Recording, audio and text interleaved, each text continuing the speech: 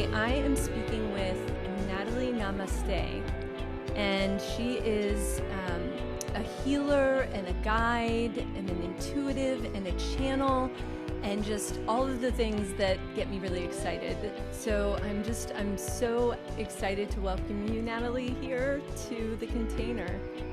Oh, thank you for inviting me and for holding the space for me to just be, because normally it's me interviewing, and so it's so nice to also be on this side and just flow. Well, let's see where we go.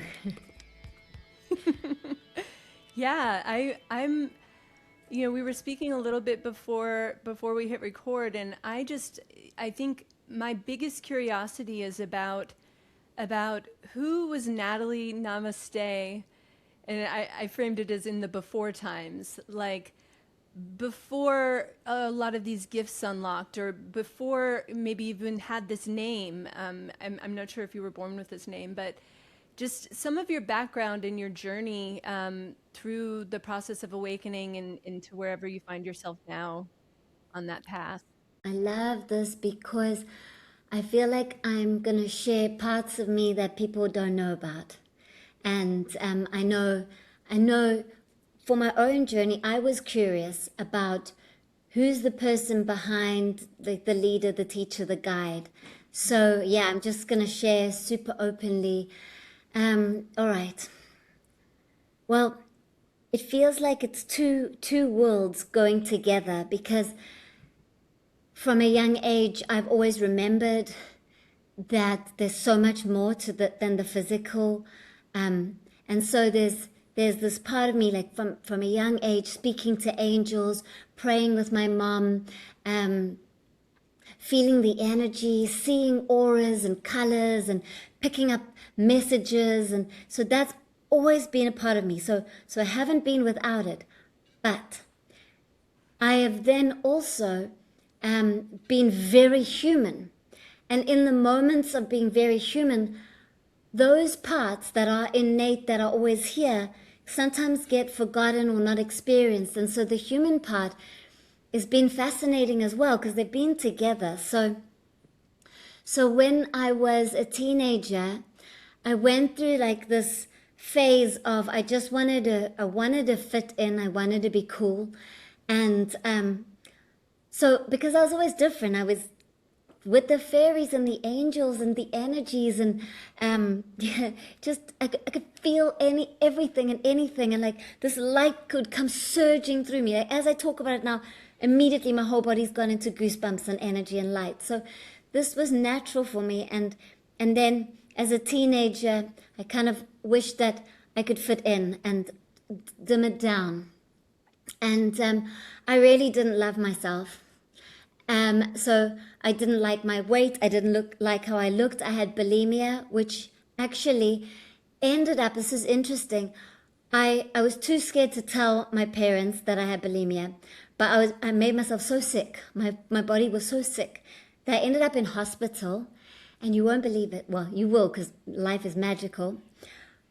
The person who I was next to in the hospital, she'd had bulimia for years. She must have been in her like late 20s or something, and she didn't know why I was in there. The doctors thought that I had something else, I can't remember, but she looked at me one day and she just said, well, I've got bulimia, and I've hurt myself, and now my organs are like, there's problems with my organs, there's problems with my digestive system, all of this. And something just clicked. I was like, I have to be honest, like the universe, the angels have put this person next to me. I've got to face my darkness inside of me. I've got to tell my family. And I broke down and broke through, and they took me out of hospital, and I had to like go through this whole process. But I was young. I must have been like 13, I don't know, 14, very young. And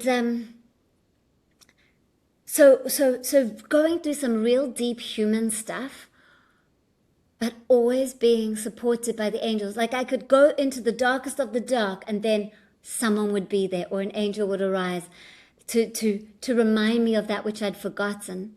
So so then moving on a bit, like when I was 18, I went through a breakup in a relationship that I thought, like, this is the one. So at that age, like, we'd been together for 3 years, like my heart was fully open, first heartache, absolutely crushed. And his family, super spiritual. So, like, just being around them, I could be me, and I could talk about all the things that I see and hear and experience. And at this time, I was working in a coffee shop, and this one psychic, she got hold of me and she held my hand. She said, "Do you know that you're on earth to help with ascension? You've got 120 angels that are with you, and it all starts with yoga."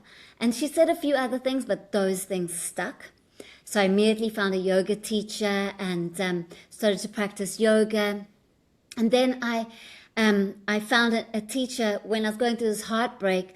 Maybe I was 19, I can't remember exactly. But she took me under her wing and she trained me in holistic healing. And she was like a South African shaman. I'm South African. So this is all happening in South Africa. And I started to develop my gifts, like seeing auras, colors, hearing messages. Like I could know anything about anyone just by looking at them. And she helped me to harness it, to respect other people's energy, to ground myself, to protect my energies. And well, so amazing. And so then I just really developed. And then I went to go live I left South Africa, I went to live in England, and I trained in Reiki level 1, Reiki level 2. And I felt happy at this time. And now I was in another relationship, and there was a sadness that started creeping in, like a depression. And this partner that I'd magnetized into my life also had it. So we could be like depressed together. Like we could go up and down and drink alcohol or try escape it, and just try. Like I feel like when I was at work I was happy, I was really felt happy, but when I was alone the sadness would creep in. And then I left England and went to Indonesia, where I trained in Reiki Masters. And after Reiki Masters I had a near-death experience where I got malaria. There's 5 different types. I got the one that kills. And that's a whole nother story in itself. I'm trying to keep this brief, but it is my whole life story. So then I died. I had my best friend with me who helped me get to the hospital. But in the hospital, that's like, I got airlifted to Singapore because the Indonesian hospital couldn't help me. I left my body and I spent time with the angels, and I learned how to work with colors, frequency, light, to heal my body from all those patterns of lack of self-love and actually like hating my body, and like the depression and all of that. And I healed myself, and I spent so much time with the angels. It was amazing, in and out of my body, and then more out than in, but eventually came back in fully healed, walked out of that hospital. And then I continued my life and went to like live in Thailand and teach. There I started teaching English to children. So before in England, I was doing marketing for Wembley Arena, so a proper 3D job, marketing. But I loved it, like Kylie Minogue and George Michael, and being in the energy of concerts and working with these beautiful beings that like are vulnerable and brave enough to get on the stage and sing in front of everyone and share from their hearts, and to like meet them and meet, just connecting in these ways. So and all this time I was still remembering the light that I am, and giving Reiki to people and all of that, but still had this heaviness inside my heart. So moving forward, now I'm living in Thailand. That was up and down, just being human. I trained with Diana Cooper, became a Diana Cooper school teacher, connected with the angels.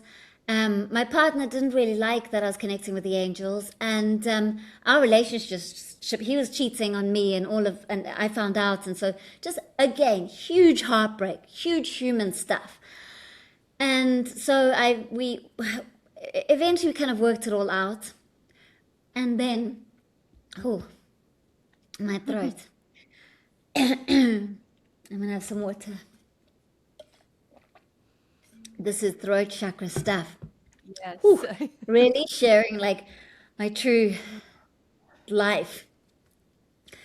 So then we're together, but it's not like the perfect relationship. And we go off and we start working on super yachts. And whoo, this is a very hardcore space to work. If anyone's watched the movie, oh, I can't remember it. There's a series about like down under or below deck. Maybe it's called Below Deck. It's about being on boats.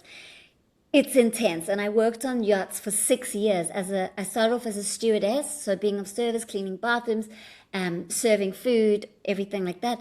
And then I moved up to chief stew, where I just did service. All along the way, the second boat I worked on was called Silver Angel.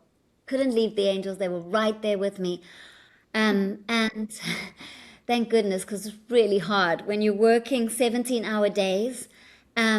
For billionaires that sometimes treat you like rubbish, and yeah, so having really, even your colleagues, you work, sleep, live, go out, you're all the time in each other's company, so you really learn a lot about yourself. And there were a lot of challenges there. Actually, once we got chased by pirates in Somalia, in the Somalian waters. Normally they wouldn't let the girls go on the boat, but I can't remember why I was allowed on. So anyway, we'd picked up some Israeli soldiers in the Suez Canal, so we had them with us. But really, I can't remember how many skiffs. Like if you've seen the movie with what's his name, the pirates, not Pirates of the Caribbean, the other pirate one, where the pirates get on board. So we had all the things in place where you have like the water that's going to squirt in case the pirates start to on board. You have everything blacked out, like real expense. Actually, I was on the phone on Skype with my dad, chatting away, and the alarm goes off, and I'm like, "This isn't the planned drill, Dad. I gotta go." My poor father, I'm like, "I gotta go." So my job was to do a roll check, make sure everyone's there as we get to the bridge, the wheelhouse, and look through the binocs, and I could see they were coming to us. The skiffs, the pirates were on the skiffs, and then we let off a fuse. Oh, I don't Flare. know why. Thank you. English words Yeah. are not coming through very strongly at the moment.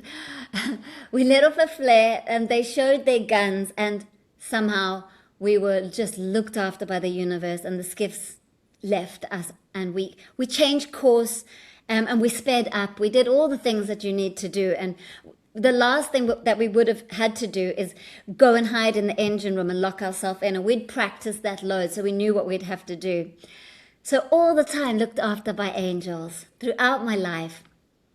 And it was amazing. During that time when I worked on the boats, I gave readings to people like J. Lo, Naomi Campbell, Quincy Jones's daughter, and just like touching people's lives in big ways. Like this one man, he had insomnia. He's royalty, and he had insomnia. I mean, I can imagine being royalty. It must be very stressful. He'd never heard of Reiki. My captain was like, "No, sorry, we're out. We can't. We're out at anchor. We can't get a masseuse, but we've got a Reiki healer. Do you want to give her a try?" I gave him a Reiki session. He slept for hours. He came out. He's like, "You are coming to live with me wherever I'm going. I need Reiki every day." Wow. So this is how life has been. Just the intensity of being human, but learning and growing and always being supported. Like I was in London for the London bombings, but that day, somehow, I had a doctor's appointment. I was not on that tube that got hit. So another thing that happened, I was in Cuba when I think it was Hurricane Katrina came, but we were inside and we were totally safe.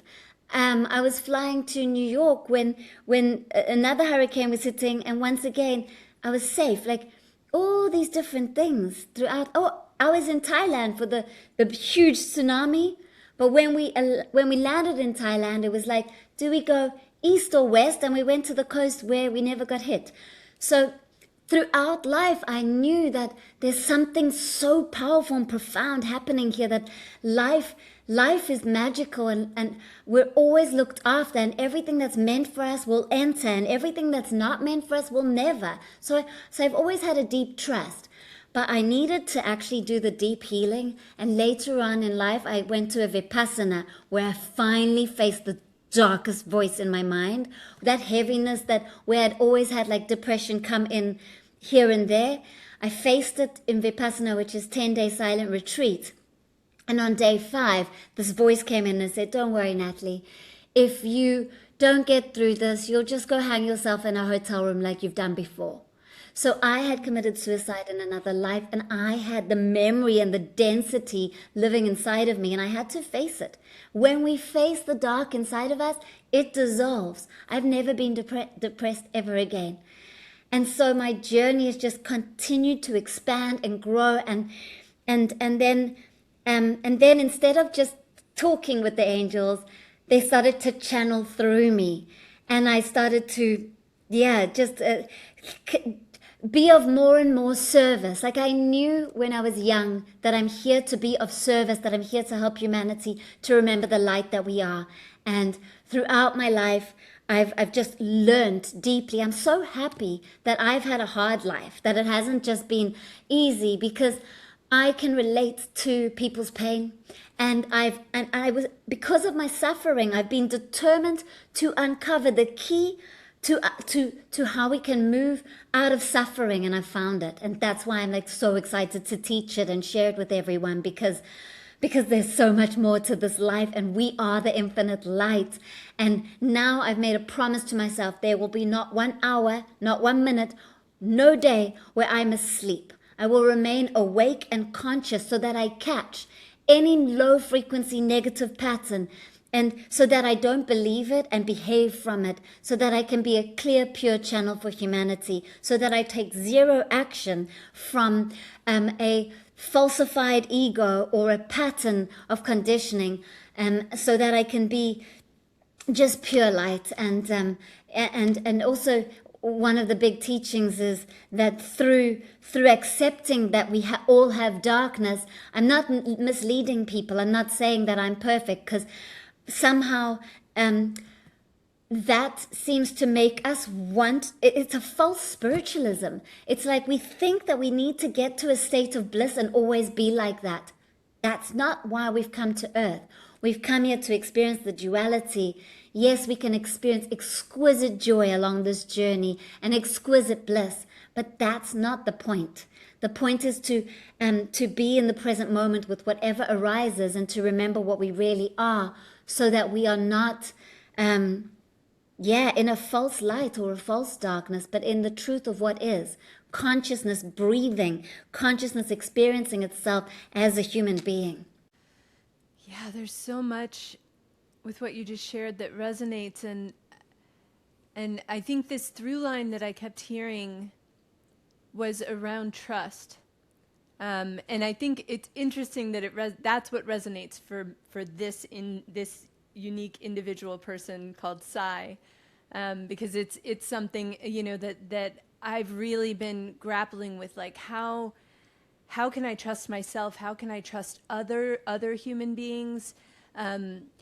And as you were telling each chapter, you kept saying, and then I remembered, or then I realized, or then I reminded myself. And it's almost like the repetition of these difficult times are actually, that's the number of times you get to practice remembering. Like, it's like training. It's like, just over and over and over, you get to keep coming back to, I have a choice. This is a choice point. I can choose, that everything's not going to work out and it's all going to go bad, or I can remember that the angels are here and that I'm actually like, yeah. So it's almost like I see this as this beautiful gift you were given coming into this life. Not that meant things would be easy, like you said, but that those difficult times were these incredible choice points for you, that led you back into remembering that you're completely surrounded by all of this beautiful light and bliss and help, and that we all are. And then in particular, yeah, around the darkness, the importance of like diving down deep and actually facing these things. You know, because as you were telling the story, it's like, and then everything was great, but I still hadn't quite, and it's like, gosh, one of the greatest gifts we can give ourselves, I think, in this life is learning our core wound, or finding different ways to orient toward what that wound is, and then really, really sitting with it and being in that muck, so that we can just like, so yeah, that just is, I'm so happy to hear your story. That is, it's incredible. And I think too, it's like there's just so many touch points that I can relate to so deeply, and I think our listeners as well, that what these difficulties are actually for are so that we can learn from them and grow and expand. And then that has me, I especially too resonate with this calling towards service. And with all of these jobs you've had and all these things that you've done, and now you're living in service to the world, with the gifts that you have and that you've developed and honed. And it has me curious about, well, I guess I have several questions. One is, from your vantage point, what actually becomes possible when you work with really large groups? I guess on the individual level, but also like on the level of the whole group or group coherence. My husband and I lead groups in a practice called circling. I'm not sure if you're familiar with circling and authentic relating, but it's a present moment awareness practice that is about mindfulness and relating in the present moment. And we find that, with lots of time with a big group of people, that really magical, incredible things happen. And even though the intention going in isn't to heal or coach or change anything, it's actually like one of the most healing modalities that we've found. And so I'd love to hear about the work that you're doing, and maybe both on the individual level, but also in larger groups like retreats. Yeah. I'm moving more and more towards groups because I'm seeing the most incredible things happen. So the other day, someone emailed and they said to me that they were in one of my group sessions, and the experience that they had was equal to their near-death experience. Like, that's huge, because a near-death experience is when you are completely in higher dimensions and you are so tapped in and tuned in to the frequencies of love and light. It's so profound when you leave the body and you expand so fast and then you come back into the body. So they had that in a session with me, in a group session. And so, I mean, other people have written to me and said after a session that they had physical pain that they've had for a long time. They came to a session and it's completely cleared, and they wanted to wait a little while to see if maybe the pain's going to come back. But it didn't, and it hasn't, and it still hasn't months later. So people are having like spontaneous healings. And yeah, it's like I don't have an intention or an agenda. I'm just showing up because energy is moving that way. Like, I don't know how long I will be holding these sessions or doing these things. It's just where consciousness flows is where Natalie is. And so I just absolutely am of service in this way. And so, like right now, I'm being drawn to do these sacred circle group meditations, which are like, they're beyond activation. I mean, they're beyond meditation. They're like activations, and people are feeling and experiencing the light that they are in the body. Now, I've always been able to do that. Like, for me, that's normal. And so like my dream, I could feel in my heart was like, everyone can do this. Everyone can feel the light that they are in their body. Of course they can. And now I'm seeing it happen. Like, and so that brings a lot of joy because it's making huge difference in this world. Like, when I look at this world, I see, I feel the heartbeat of Mother Earth. I feel the love of her, and I feel like she's ascending. And so all of us, we're here on her because we came to Earth because we heard her call. We heard her frequency that she put out, and we were like, that's my turn. I'm going to incarnate. It's my turn to be on Earth. I want to experience awakening and remembering. And then those who aren't awake yet, those who are asleep, that's okay. That's consciousness having that experience. Maybe they won't wake up this lifetime. Maybe they will.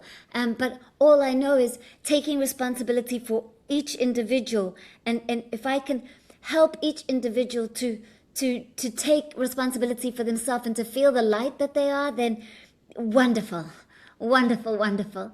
And give people tools and guidance to know how to do that and to how to live in that way. And it's bringing more light into the world. Like, it's changing the patterns of frequencies. Like, we're going through massive waves of drawing in more light from our sun, from other galaxies. We're having huge ascension bursts. Like, it's happening more and more. And we're activating more, like the 12 strands of DNA.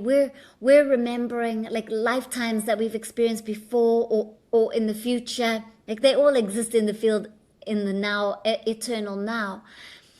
Some incredible things are happening. So I'm definitely moving more towards group because I was feeling like what I do in a session with one person is happening in a group with hundreds. It's the same thing, but it's helping more people. So it's creating the ripple effect deeper and stronger. And then those people that are touched by the light, like I teach a lot of Reiki courses because I don't want people to have to lean on me and rely on me as their healer. I want everyone to be their own healer. That's why I teach it. I'm like, I figured out how you can heal yourself. Like, I can give you all the information, and not just the information. You have an attunement with Reiki, so you're attuned to your channel opening, and you go through a massive transformation, and I'll channel, and the angels will come through, and we'll have like this incredible time together. And so like that's what's happening right now, and everyone is then going like, oh, I get it. And that's like when people get it and they click, and it's like those aha moments. That means so much to me. And so, yeah, and retreats. I've got a retreat in Costa Rica. It's called Returning to Source.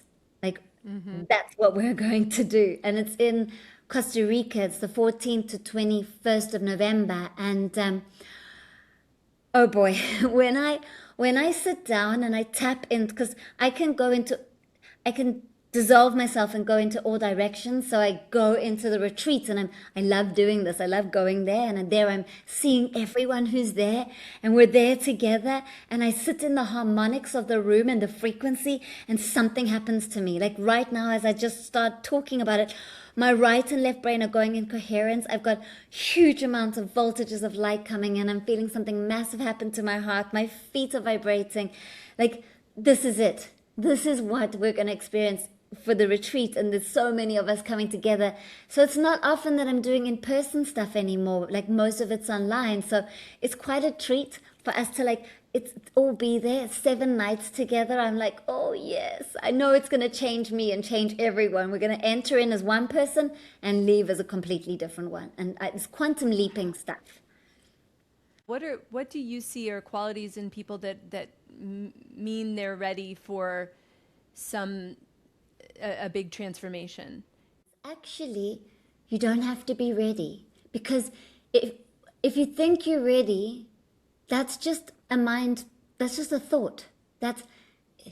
It's a resonance. So it's more about like, do you read, like, is there a full body yes happening? Like, is there a resonance? Are you feeling, is there a feeling towards like, oh yeah, or is there like a contraction? And actually, it's interesting then to look at the contraction, because if there's a contraction, like sometimes the thinking mind will go, oh, and then it will judge, or then it will bring in fear and will bring in doubts and worry. And that's already meaning that the healing process has begun. So I feel like healers and teachers and guides and leaders are already doing so much work just by saying, hey, you know what, we're offering something here. You're welcome to join if you're in resonance. And then a person by themselves in their own home goes through a whole process of, I'm not in resonance. I'm scared. Like, I don't want transformation.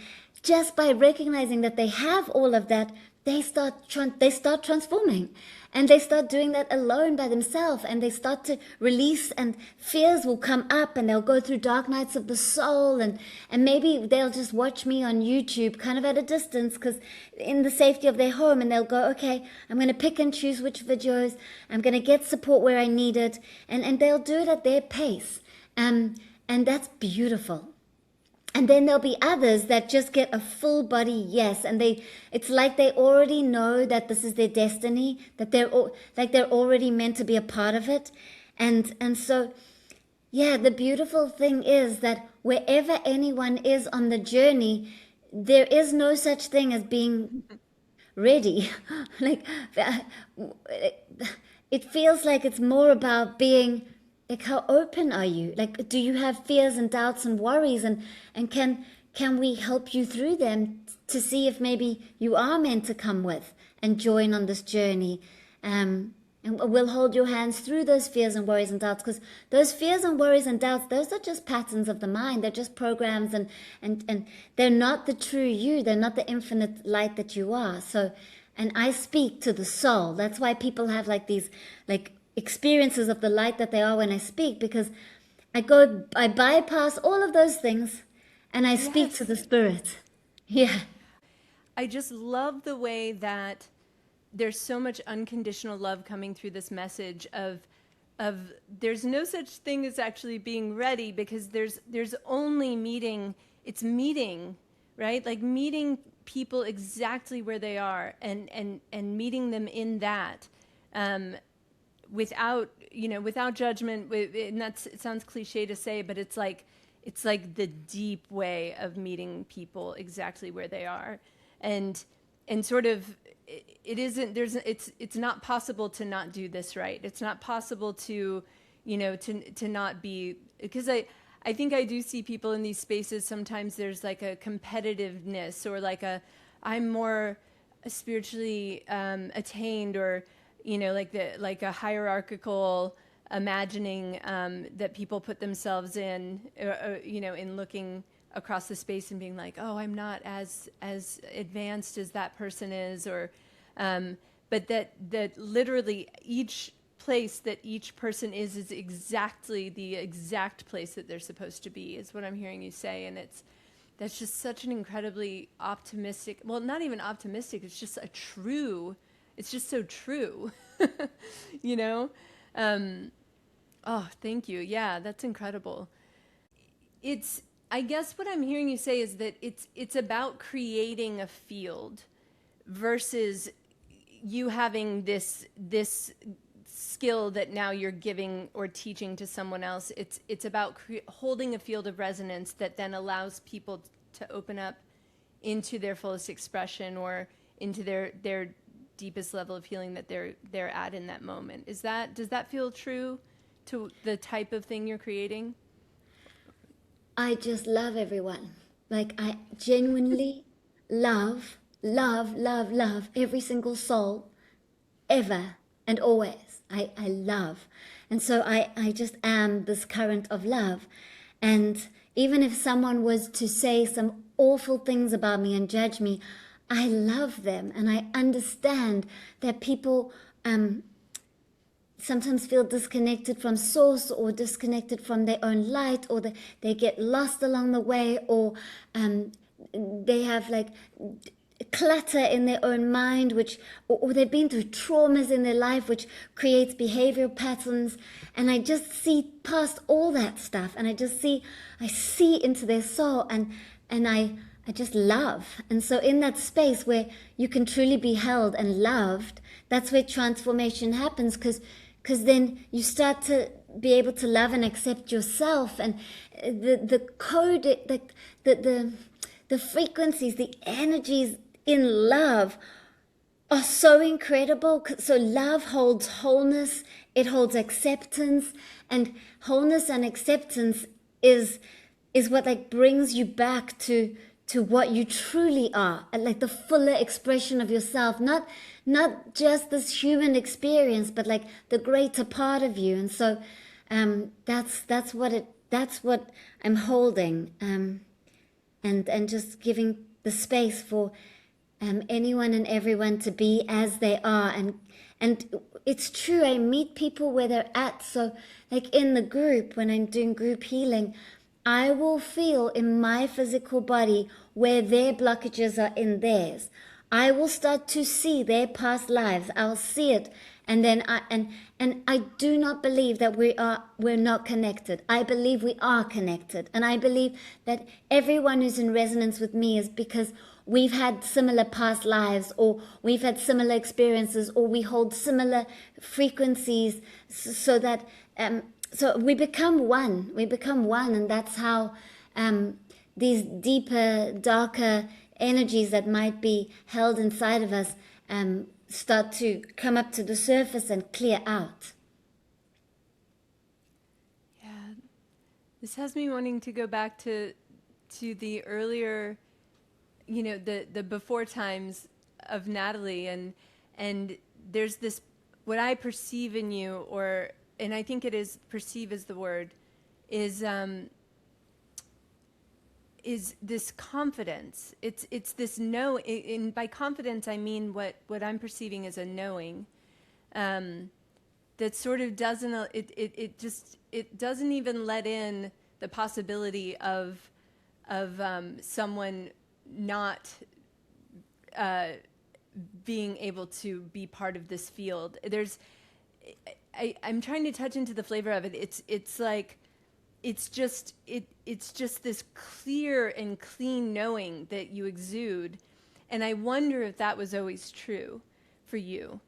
I've been riddled with self-doubt throughout my life, really, and I've worked really, really consciously on recognizing every time that it's come up, and the self-doubt would appear, and just holding space for it, seeing it, and then it would dissolve, but not reacting from it or acting from it or behaving from it, just keeping on loving myself, and recognizing that it's one of the deepest patterns I've had with me. My mom, it's ancestral. My mom, my grandmother, it goes totally up the whole lineage. We've all had it, and so real dedication to being conscious and aware of the pattern, and dissolving it through not running away from it, and not making it my identity, but recognizing it's a pattern. And when it comes up, I see it, and because I see it, I'm not identifying with. There's space between me and the pattern, and so little by little, this pattern has dissolved over years, like my whole life. I've probably still got some of it. I mean, just very lately, like in the last few weeks, I felt like I've had another massive shift where I'm feeling a lot more like expansive, and like it feels, my own mean mind is really not really there. So maybe I've finally got it and dissolved it. It just hasn't been here for a good few weeks. So we'll see. But how I know it, like how I know about the field, and how it can totally bring people back to wholeness, and bring them back to the infinite light that they are, is because I wouldn't sit still until I uncovered it for myself, which I feel is like what Buddha did. Buddha knew about the suffering, and then Buddha went and meditated and like dedicated his life to uncovering the truth. So I've done this through meditation, and Vipassana is the way for me. It's a meditation where you focus your thinking mind so much. It has to be focused on the body, and you focus on the body, and you meditate into the body, and so I got to the point where I dissolved the body and dissolved the mind and went back to source where there was nothing there. And then all of a sudden mind came back, body came back. And then I asked the deepest questions of like what is love, and what is happening here, and to understand all of it. And then I got to experience what it's like when you're clear, because Vipassana is you are purifying your own mind. It's like, it's really hard, but it's so rewarding. So I purified my own mind of like lifetimes of gunk that was sitting in my body and my energy field. And you become so pure that your mind is empty. You're real spacious. And so in that spaciousness, you can actually have direct experience, like full body experience of what it's like to send healing, or send Reiki, or work with energy to the world. And so I've had direct experience. I know it. Like, it's not that it's been taught to me and I just believe it. I don't believe it. Actually, to be honest, I didn't believe it. I've had the biggest skeptic on my shoulder. Even in the beginning years when I was a healer, it was going, yeah, right, is this really working? And I'd have to work hard at just going like, I keep trusting, and eventually dissolve that voice. But the real way to dissolve it was to actually have direct experience of it. That like I don't believe in anything, I know it. Because belief is still one step away from the truth. You're still in the level of the mind. And so I had to go beyond mind. I had to find it for myself. And that only happened recently. So yeah, I mean, I'm sure there's more to come. I'm open. I just want to keep directly experiencing. When I'm with you, there's this timelessness.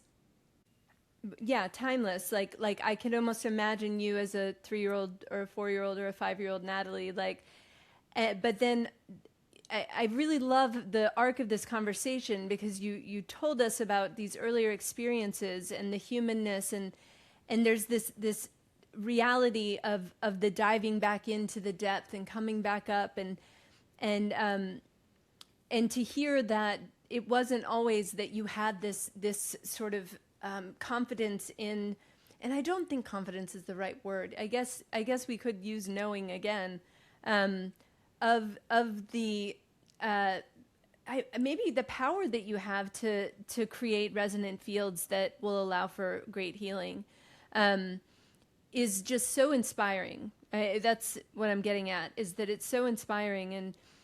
And there was a part too where you were talking about like when you can feel in the field that there's maybe trauma or difficulty or challenge that someone is holding, and then I also think about when you don't identify with something, you can look at it objectively, and then that, both something in you but also something in the field. I guess this is again sort of me asking for myself, like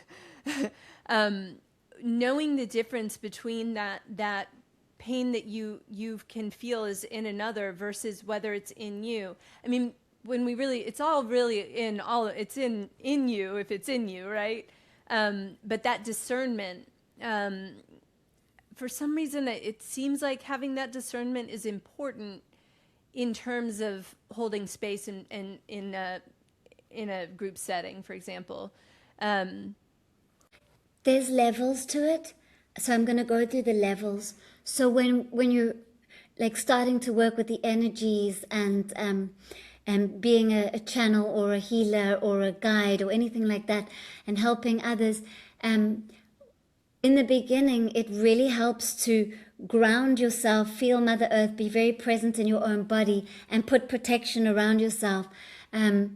Because because you're still new to it, so you're sensitive to it, and so I teach to place a blue ball of light around you or a golden ball of light around you, and then I teach my students to do a scan of yourself first. So at the top of the head, then move all the way down the whole body to the toes, and you check in, how am I feeling right now? So you're scanning, how do I physically feel in my body? What is my emotional state and what is my mental state right now? So now you know you.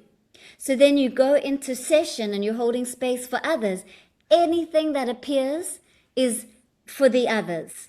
So then you know, okay, because say you go into the session and when you did your scan, you had a creaky neck. Okay, so the creaky neck is mine. But then the creaky neck gets stronger. You're like, oh, it's amplified, so it's others. So any thoughts that come up when you're working with someone, there's no such thing as a fluke or a coincidence. It's synchronized energy coming together. So you have a thought that comes in. It might even be a random thought like, what are we going to have for dinner tonight? That thought's important. It means that someone in the field is concerned about the future. They've got a plan, they've got a control. There's a pattern of control in the system. So you recognize everything. You stay super alert, super conscious. Everything is part of what's going on in this healing session. Then, as you develop, you get to a point where you are vibrating at such a high frequency that you're so high frequency that you don't need to protect yourself because you're at the highest of frequencies. That means that no low frequency can enter. 2, you're so conscious and aware that you dissolve separation. So whatever your client is experiencing or whatever someone's going through in the field, there is no them and you. You feel it with them. So you start crying tears. You start to feel the pain in the body. Because you're so advanced or like you've been doing this for so long, it's second nature. That consciousness then starts to move your body and move that out. Or you take a sacred breath in and it starts to move. Like the most divine thing starts to happen. And it happens through you because you are the surrogate for everyone in the group. So, yeah, there's no separation at that level. So there's nothing you need to protect yourself from because you're in the highest frequency field. Oh, I love that. Yeah, it's so interesting. It has me remember times when I was younger, when people would. Maybe have the opinion or judgment of me that I was, overly sensitive or,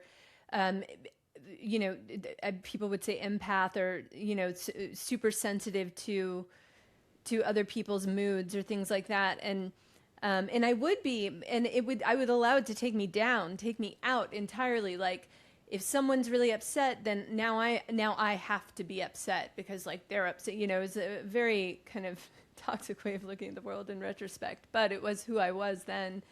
But when I'm hearing you say, and this, I think I really resonate with this as an experience, is that when you've cleared your field and you're holding this frequency, then then there is a certainty that what you're picking up on is actually coming from outside, and that it can be almost purified and cleansed through you as the healer, or even maybe even through other people in the group, whether they're fully aware of it or not. There's like a filtering process that happens. I'm just keep connecting this to my work, my death work, and being with people at the bedside as they're dying, and walking into a room and really, really needing to be fully aware of what I was before I walked in, what exactly was going on for me, so that I could really sense into changes in the room with family or with caregivers or with the person who's actually dying. Yeah, that is so incredible. Sensitivity is such a gift.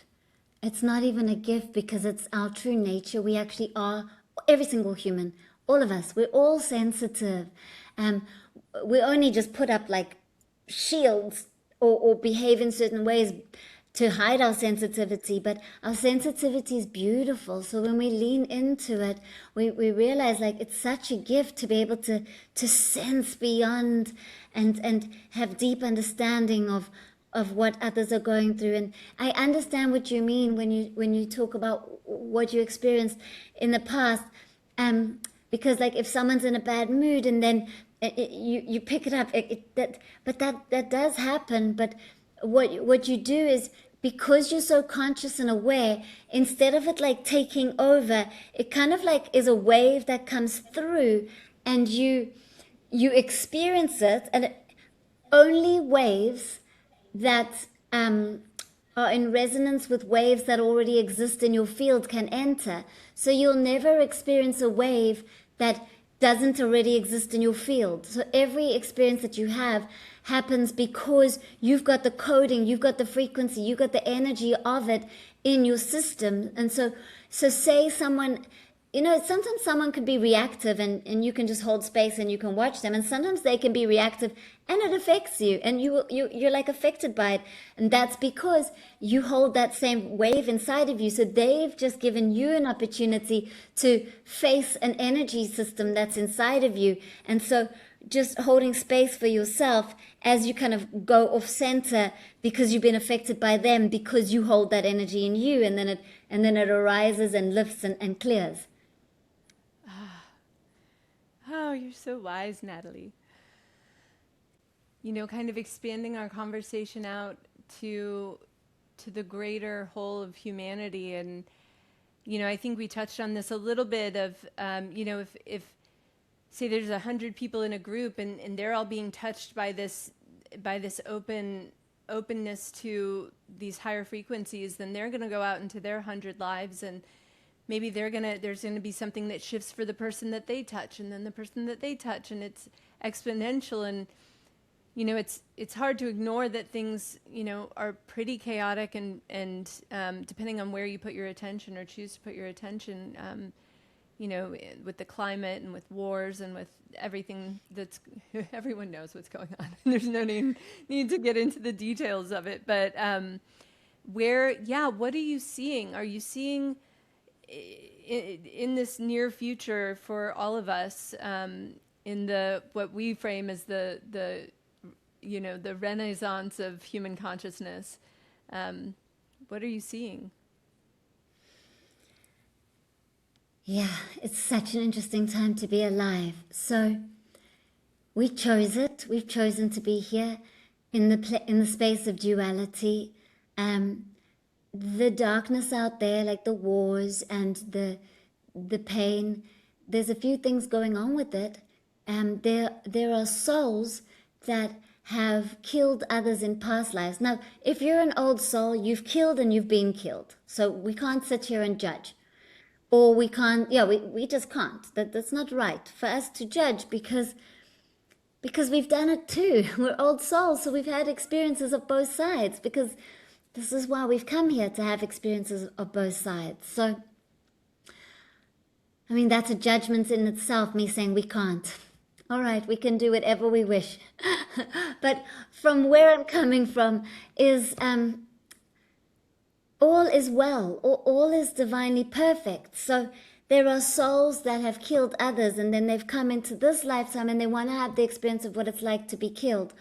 There are souls that are in war zones, and they're in those war zones because there's a frequency that they've come to release karmatically for that area, for the land, for that country, and for their own soul journey. So they're doing incredible work.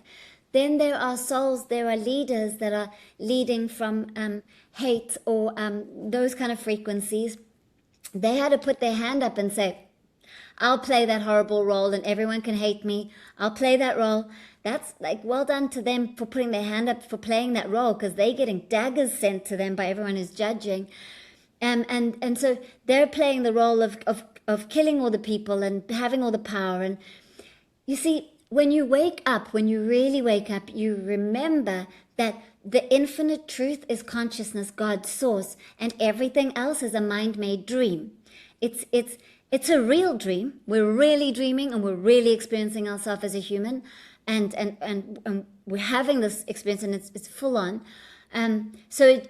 But if we go to like more of an expanded consciousness remembering, we remember that consciousness, God wants to experience itself in trillions of different ways and different formats. And so from that level of awareness, we remember that it's all divinely perfect. It's playing out as it's meant to. So bearing that in mind, that can then help with the understanding that what is going on is that we are in a maximum duality.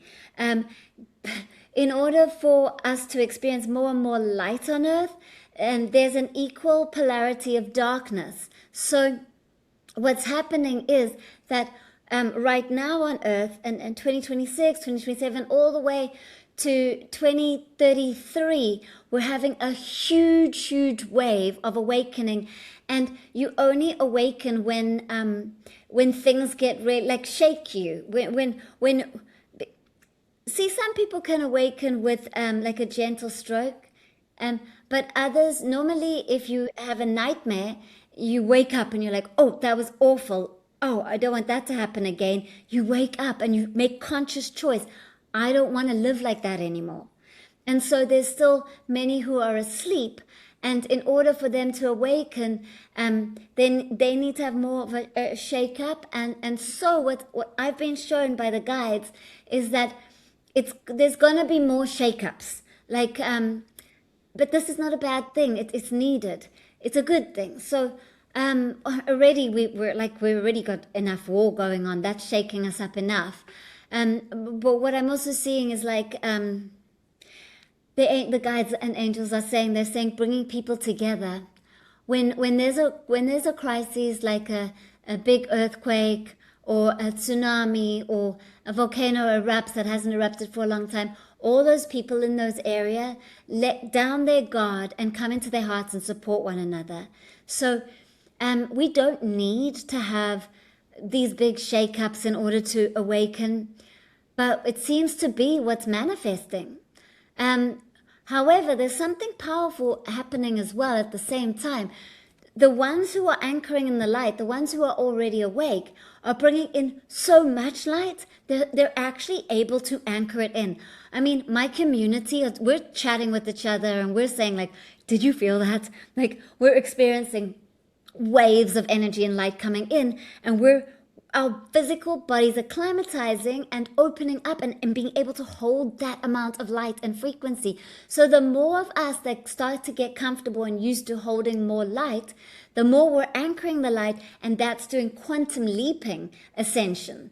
So then when that's happening, the field is sending out so much more light, and it's changing the way, instead of having to learn through like heaviness and like problems to awaken, it's shifting it, and I can feel like something's changing. So they're not letting me predict too far in the future, because we're changing so rapidly. So I do like energy updates, like just shorter ones, because it's great. We're changing the frequency quickly. So one of the things that they're currently talking about is we've just gone through June, July, we're in August, and those are 3 huge months where there's been a lot of ascension bursts, a lot of solar activity, solar flares, bursts of energy coming from our sun. There's been a lot of seismic activity, a lot of volcanoes erupting. Mother Earth's been shifting and moving old densities up and out as well. So it's good. And what I see for August is another big month. So we've got the Perseid meteor shower, we've got the eclipse season, we've got the solar eclipse and the lunar eclipse. We've got, with all of this, what I'm picking up is that in the eclipse moment, it gives a moment of stillness. But in order to know stillness, there needs to be movement on either side. So there's going to be a lot of energy, a lot of electromagnetic energy. People are going to experience a lot of ascension symptoms, pressure in the head, feelings and experiences in the body that they haven't had before. But this is exciting. We're ascending. Our body's holding more light. So August is a big month for getting a lot of light codes from the meteors. Like the meteors, it holds information that is ancient. So we tap into ancient wisdom. The sun is bringing in light codes of all the colors of the rainbow, all the frequencies. When the sun and the moon connect, it balances the masculine and the feminine, and it brings us into a state of harmony. So we have that with the solar eclipse, and then the end of the month, the lunar eclipse.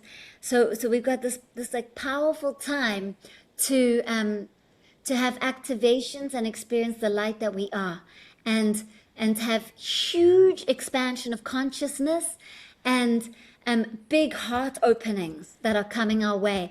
And the peace chakra, this is a chakra that has gone dormant. It is opening and activating in so many people. So this is going to, if people are having headaches and pressure here, it means your peace chakra is opening up, and this is a wonderful sign. It's pink and blue. It's the Shanti chakra. It hasn't been active for a very long time, but it's activating now because we are moving into more of a state of peace, more of a state of remembering that we are the creators of our reality, and we can make a difference. We can shift.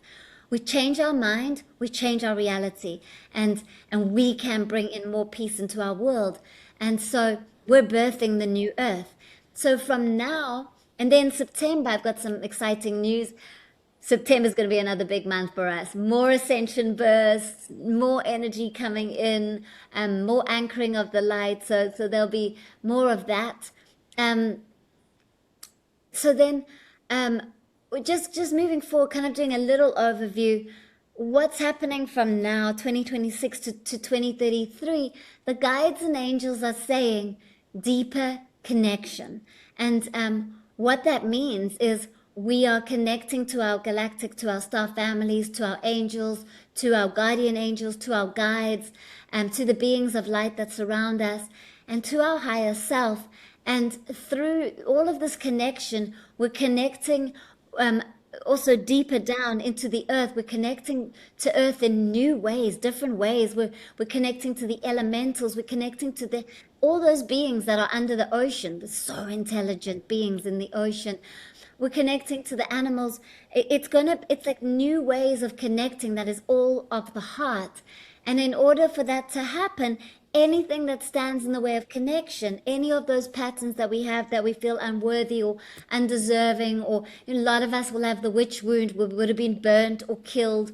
And so we're dissolving lifetimes of feeling like we're not good enough to stand up in the light and create our reality. We're dissolving that, and as we dissolve it, we tap into the infinite field of unity, and we're coming and living from the space of unity consciousness. And I mean, I can say it in words, but it's an experience, and I know that everyone here, because you've listened already to so much, you must be experiencing something. When I talk about unity consciousness, it's maybe you're experiencing something here in your heart, or like a deep knowing or remembrance, like that yes, you've come here to have a separate experience as the individual that you're experiencing yourself as, but the infinite you has never left and is right here. And it is the fullness of you, the wholeness of you, the source of what makes the separate you have the experience that you're having. And it's right here. And so, yeah, I'm excited for these waves that we're going through. And what's coming is the new earth. It's already in the field. I already feel it. Like I'm living it often, and then I have a knock, and something will happen, and I see if I can maintain balance through it. And then I do maintain balance, and I'm like, "Oh, that's the new earth. Maintaining awareness and balance no matter what happens." And yeah, let's see how it unfolds. Wow, yeah, I was just feeling these infinite waves of gratitude as you were speaking, and then gratitude not only for what you were saying, but for this gift of being here right now. That we all, I'm glad there's like a preference maybe I have that I chose a life to be here in this, group of healers and leaders that are at the forefront of helping to hold hands and guide others as we navigate this amazing fun wave of expansion. And as I said wave, I was looking at your painting behind you. It's just, yeah, it's just such an incredible gift, and just such a gift to have you here. And I know that you have some big things coming up, including that retreat. My dad lives in Costa Rica, so I was actually thinking, I was like, oh, maybe I could come. You said November 14th through the 21st, right? Is that correct? Yeah. Oh, come. If you're feeling a resonance, come.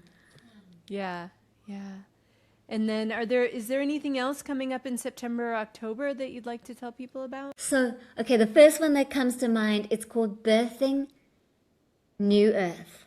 It's a whole new workshop that I've channeled, and it's in this 2.5 hour workshop. I'll be emailing you your own workbook, and I'm going to be guiding you and supporting you in the ascension symptoms and what it's like to birth the new earth and what the new earth is and actualizing it, and finding your star origin, connecting with your star family, DNA and crystalline body, light body activations.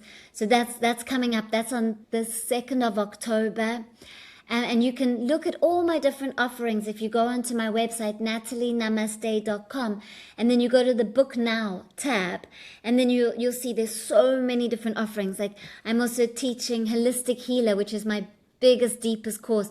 It is advanced, so if you haven't done any training before, I recommend you don't join Holistic Healer. I recommend you first join Reiki Level 1 and Reiki Level 2 that I'm teaching next year, because the Holistic Healer is activating the 12 chakra system.